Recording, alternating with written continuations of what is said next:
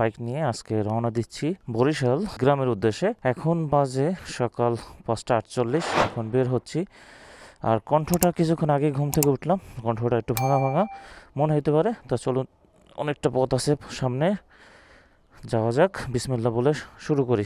Looking glass adjustment এটা খুবই কিন্তু দরকারি জিনিস, যেহেতু একটা লং ট্যুরে যাচ্ছি।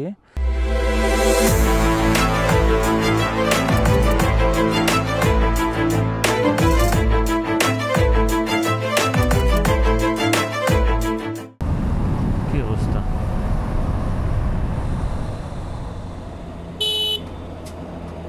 এরকম করে কেন?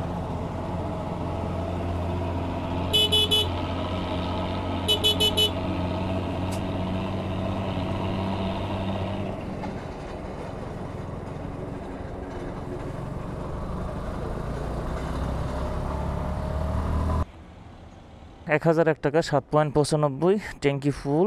এখন ট্রিপটা 0 করে নেই, দেখবো মাইলেজটা কীরকম পাই।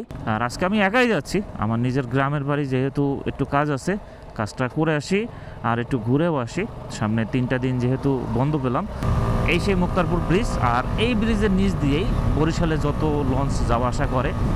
এই যে ব্রিজটা, এই বড় ব্রিজ, ওই যে বরিশালের লঞ্চ ওই যে আসছে, আপনারা দেখতে পারতেছেন কিনা জানি না। অনেক জায়গায় কিন্তু গরম পড়ে গেছে, গরম লাগতেছে, কিন্তু এদিকের পরিবেশটা যদি বা এই সব রোডে যদি আপনি বাইক চালান, তাহলে আপনার শীতের জ্যাকেট পরে তারপর বাইক চালাতে হবে, কারণ এইটুকু আসতে আমার মোটামুটি ভালো পরিমাণ ঠান্ডা লাগতেছে। এদিকের পরিবেশটা দেখেন, এখনও মনে হয় যে কুয়াশার মতো। এই যে দেখেন চারপাশের অবস্থা, এই এখনও কুয়াশা, মনে হইতেছে যে কুয়াশা পড়তেছে এরকম।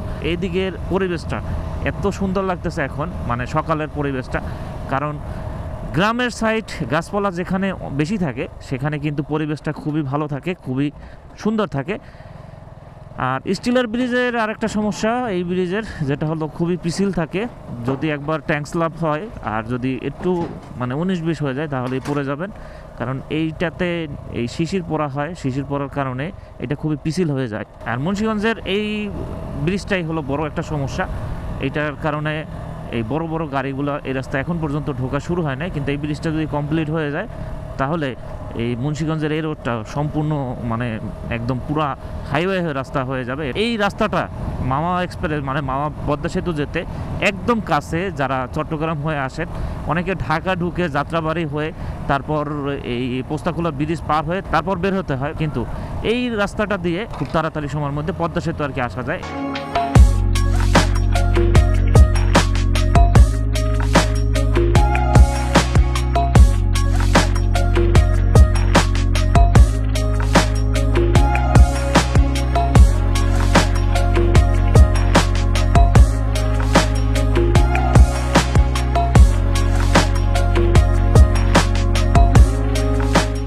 এক্সপ্রেসওয়ে চলে আসছি, এখন বাজে 6:39, মাত্র 40 মিনিট লাগলো এই এক্সপ্রেসওয়েতে আসতে।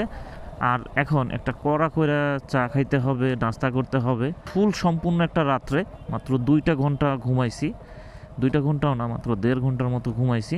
এই যে পদ্মা সেতু মাত্র এখান থেকে 7 কিলোমিটার। মোটামুটি ভালো পরিমাণে একটা রেস্ট নিয়ে এখন আবার রওনা দিই বিসমিল্লাহ বলে। 7:08 বাজে। তা চলুন যাওয়া যাক। উঠে গেলাম এক্সপ্রেসওয়েতে। আর সব থেকে এখনই 7টা বাজে মাত্র। এখন জানি না মানে পুলিশ থাকে কি না থাকে এ বিষয়ে তো বলতে পারতেছি না, কিন্তু যেহেতু এক্সপ্রেসওয়েতে উঠছি সেহেতু একটু মানে টান আর মনেই চায় একটু ভাগাইতে গাড়িটা, কারণ এসএফ যেহেতু করছি, এসএফের ফিলটা বা গাড়ির স্পিড, গাড়ির টান কীরকম কি আছে না আছে জিনিসটা একটু বোঝার জন্য, দেখার জন্য। কিন্তু এই রাস্তা উঠলেই ভয় লাগে, কারণ কিছুদিন বা বেশ কিছু পরিচিত ভাই ব্রাদার বাইকার ভাইরা তারা এখানে এসে মামলা খাইছে, মামলায় পড়ছে, পুলিশে স্পিড গান নিয়ে দাঁড়ায় থাকে। এই জন্য আসলে ভয় পাচ্ছি। আর আমার সামনে এই যে রয়্যাল এনফিল্ড, নাম্বার নাই, সকাল সকাল বেরিয়ে পড়ছে।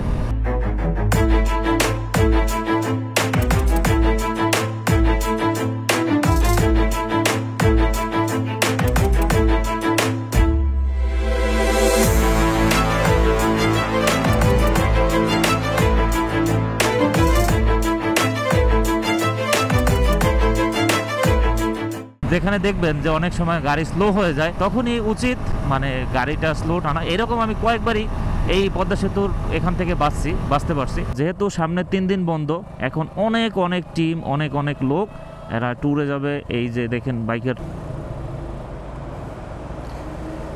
টোল কমপ্লিট, এখন উঠবো পদ্মা সেতুতে। আর এখন বাজে 7:15টার মতো।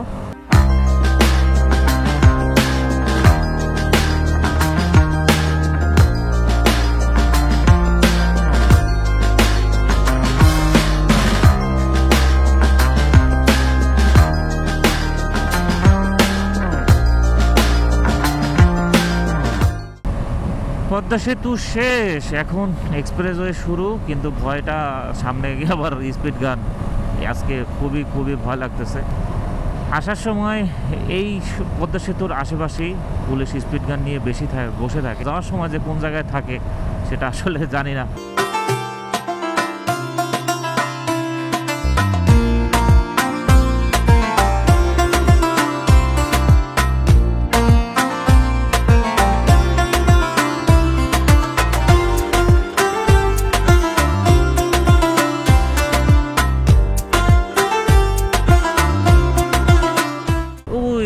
যেটা মনে ভাবছি সেটাই হচ্ছে, এই যে পুলিশ স্পিড গান নিয়ে বসে আছে। এই অলরেডি মামলা দেওয়া শুরু।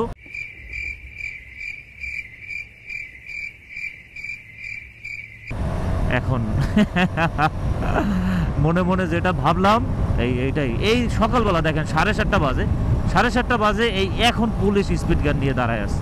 এই সকাল 7:30টার সময় মানুষ কখন এই রাস্তায় আসলে বাইক চালাবে বা কখন গাড়ি চালাবে সেটাই তো বোঝা মুশকিল।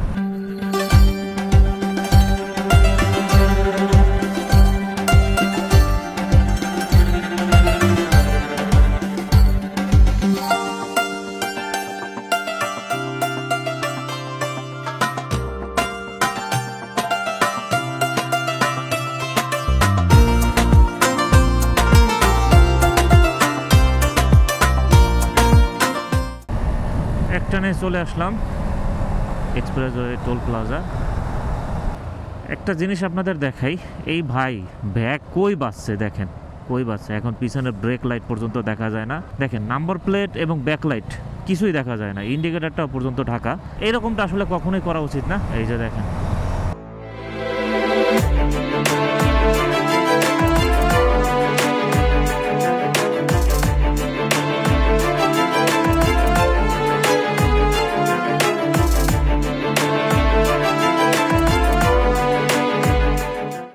চলে আসলাম ভাঙ্গাতে। মাত্র কয়টা বাজায় দেখাই আপনাদের, না দেখলে বিশ্বাস করবেন না। এই যে দেখেন 7:51 বাজে, 2 ঘন্টার মধ্যে নারায়ণগঞ্জ থেকে ভাঙ্গা। এখানে বেশি একটা অপেক্ষা করব না, কারণ রোদ বাড়তেছে, তাপমাত্রা বাড়তেছে। আর এ রাস্তা যত সকাল আপনি পার হতে পারবেন খুবই ভালোভাবে পার হতে পারবেন, কারণ দেখেন এ রাস্তায় সব ধরনের গাড়ি পাবেন।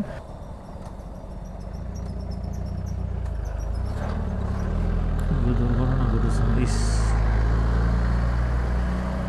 আল্লাহ মাফ করুক। জিক্সার অরেঞ্জ কালার নেগেড স্পোর্টসটা দেখলে মানে যে গাড়িটা আমার আগের ছিল কেমন জানি লাগে মনের মধ্যে, যে আমার কি গাড়িটারে আমি কি বানাই ফেলছি। কেউ যদি চালিয়ে যায় সামনে আমার কাছে মানে কেমন জানি লাগে আর কি একটু। আমার এই সামনে বেশ কিছুক্ষণ যাবত এই জিক্সার এই বাইকটা সামনে যাচ্ছে, আমি একটু মানে মনের মধ্যে কেমন জানি একটা কামড় দিয়ে উঠলো আর কি গাড়িটা দেখার পরে, অরেঞ্জ সিলভার কালারটা গাড়িটা দেখার পরে। আর পিছনের পিলিয়নের মাথায় কোনো হেলমেট নাই। আসলে এইসব রোডে সেফটি রাইড করাটা উচিত। কিছু রাইডার বা কিছু বাইক চালক আমার কাছে মানে এত অসহ্য লাগে, তাদের রাইডিং স্টাইল দেখলে মানে খুবই খারাপ লাগে। এখন অনেকেই মনে করতে পারেন বা অনেকেই বলতে পারেন যে ভাই আপনার রাইডিং স্টাইল কীরকম, আমরা তো রেগুলারই দেখি, বা আপনি নিজেকে কেন।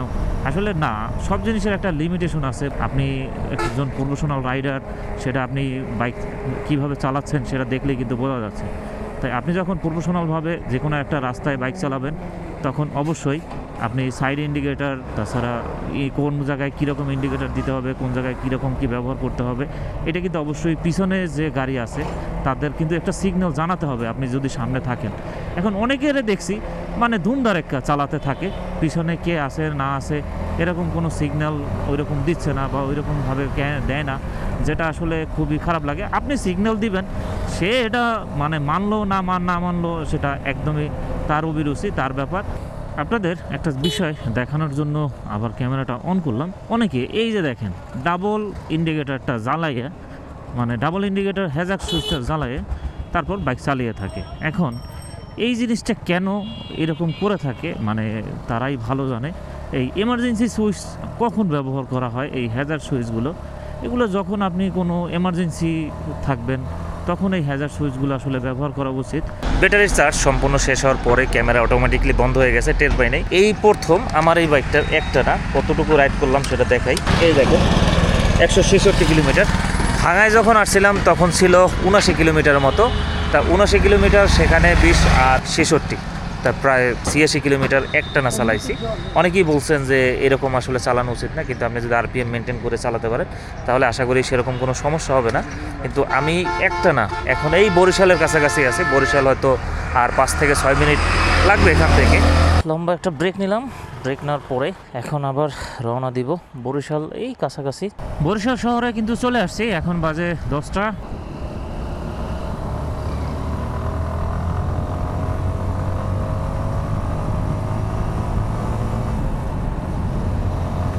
ওই ব্রিজের ভিউটা দেখেন, এই যে ব্রিজের ভিউ দেখেন, সেই অনেক সুন্দর। একটা সেতু পার হয়ে আর একটা সেতু আবার সামনে, দেখেন এই যে কত সুন্দর একটা ভিউ।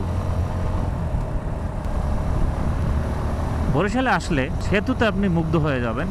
এই রোডে এইসব রাস্তায় আমাদের এদিকে এমনিতেই নদী নালা খালবিল অনেক বেশি, এজন্য প্রতি জায়গায় জায়গায় সেতু, কালভার্ট, ব্রিজ ফিলটা খুব সুন্দরভাবে নিতে পারবেন। আসলে বরিশালের জায়গাগুলো খুবই সুন্দর হয়, মানে যেরকম ব্রিজ বলেন সেরকম এটাই খুবই সুন্দর হয়। আসলে অবশ্যই আসবেন এদিকে দেখুন। আর একদম সোজা কুয়াকাটা, একদম সোজা বরাবর চলে এই একই রাস্তা সোজা বরাবর চলে যাবেন কুয়াকাটার দিকে। চলে আসছি বাকেরগঞ্জ, এখান থেকে হাতে ডানে ঢুকতে হবে।